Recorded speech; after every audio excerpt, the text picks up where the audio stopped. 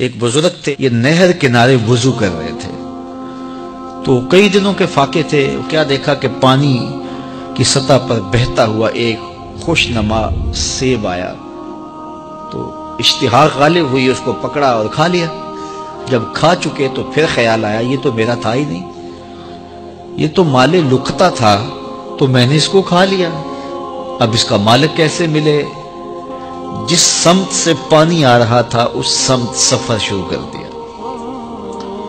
کئی دنوں کی مسافت کے بعد دیکھا کہ ایک باغ ہے جس کی شاخیں اس پانی کی طرف لٹک رہی ہیں۔ سمجھ گئے کہ یہیں سے گرا ہوگا اور میں نے کھا لیا۔ خیر باغ میں پہنچے، مالک سے ملے، کہا کہ یوں میں نے ایک سیب کھا لیا ہے اور میرا غالب گمان یہ ہے کہ اس باغ کا وہ سیب تھا، تو میں معافی مانگنے آیا ہوں، یا پھر بتائیں کہ اس کا ہرجانہ کیا ہوگا۔ جب مالک باغ نے یہ بات سنی، وہ بھی صاحب نظر تھے، سمجھ گئے یہ تو کوئی در یگانہ ہے، یہ تو کوئی گوہر یکتا ہے، تو تیور بدل لیے۔ کہا ایسے تو نہیں معافی ملے گی۔ کہا حضرت کیسے ملے گی؟ کہا 12 سال تک میرے باغ کی گوڈی کرنا پڑے گی۔ اللہ اکبر، اور ایک شرط اس کے علاوہ ہوگی۔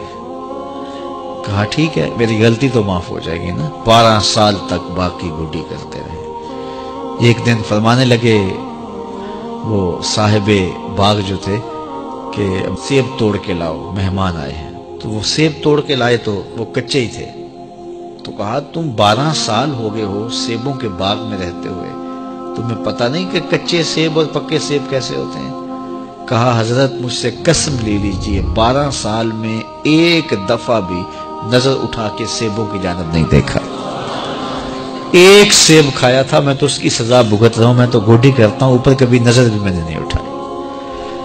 سینے سے لگا لیا، کہا ایک شرط تمہاری پوری ہو گئی، اب دوسری شرط ہے کہ میری ایک بیٹی ہے جو آنکھوں سے نابینا ہے، کانوں سے بہری ہے، بول سکتی نہیں، اور وہ اپاہج بھی ہے، چل بھی نہیں سکتی، اس سے تمہارا نکاح کرنا چاہوں، اگر تمہیں قبول ہے تو معافی ہو جائے گی۔ کہا ٹھیک ہے جی قبول ہے، میرا گناہ معاف ہو جائے، میں زندگی کاٹ لوں گا، کوئی بات نہیں ہے۔ خیر نکاح ہو گیا۔ کہا کہ یہ کمرہ ہے، یہاں آپ کی زوجہ آپ کی منتظر ہے۔ جب وہاں گئے تو ایک خوبرو دوشیزہ منتظر تھی، تو فوراً پلٹے کہ میں غلطی سے کسی اور کمرے میں آ گیا ہوں۔ پلٹتے ہوئے دروازے کی چوگاٹ سے سر پھٹ گیا، خون بہنے لگا۔ جب باہر آئے تو صحن میں پہنچے تو وہ بزرگ وہاں تھے۔ کہا کیا ہوا؟ کہ حضرت ایک غلطی کی سزا اتنی کاٹی، اب کہیں دوسری غلطی نہ ہو جائے، وہ تو کوئی اور ہے خاتون۔ کہا وہی تمہاری زوجہ ہے۔ تو میں بتاؤں کہ وہ بہری کیوں ہے؟ آج تک اس نے غیر محرم کی آواز نہیں سنی۔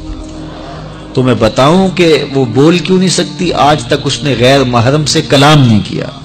اندھی اس طرح ہے، آج تک اس نے غیر محرم کو نہیں دیکھا، اور اپاہج اس طرح ہے، چل کے کبھی گھر کی دہلیز سے گئی نہیں ہے۔ تو اس خاتون کا جب نکاح ہوا اور پھر ان سے اللہ نے ان کو ایک بچہ دیا جس کا نام ہے الشیخ عبد القادر جیلانی۔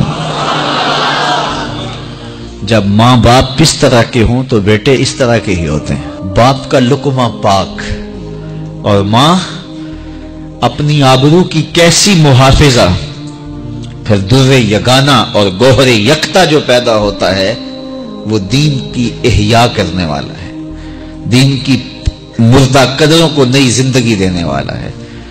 حضرت ملا علی قاری لکھتے ہیں کہ حضور غوث اعظم جب مجلس واعظ کرنے بیٹھتے تو 70 ہزار کا اجتماع آپ کے مجمع میں ہوتا، اور عمومی طور پہ اللہ کی رحمتوں کے حوالے سے بات کرتے، اور جس دن آپ اللہ کے قہر، غضب اور جلال کی بات کرتے کئی جنازے اٹھتے۔ یہ آپ کی گفتگو کے اندر عصر کا رنگ اور شیرینی تھی۔ اللہ اکبر۔